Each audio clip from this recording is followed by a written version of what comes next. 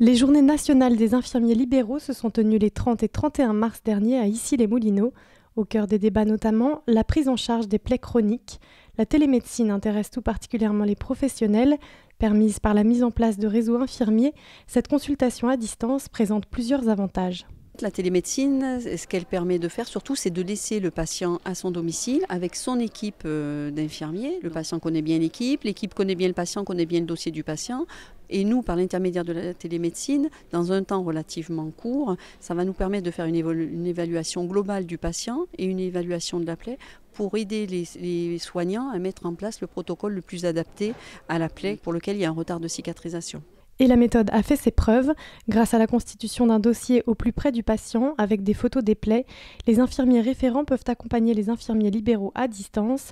Des téléconsultations très efficaces, permises par exemple par le réseau Plaies et Cicatrisation. Ces réseaux, en fait, servent parce que ça permet justement aux infirmiers libéraux de pouvoir avoir des personnes ressources sur lesquelles ils peuvent s'appuyer pour gérer les plaies de leurs patients au quotidien.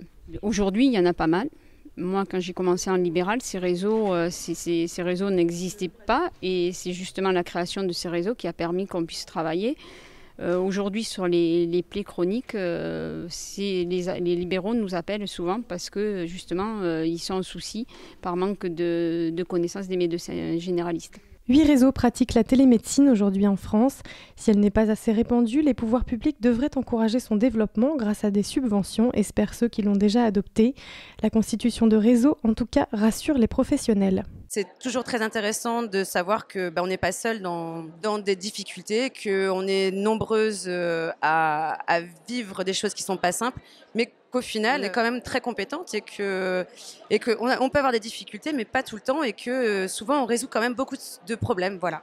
Vieillissement de la population, augmentation des maladies chroniques, inégale répartition des professionnels sur le territoire. Dans ce contexte, on comprend combien le renforcement des réseaux entre professionnels de santé et la télémédecine ont, décidément, un bel avenir.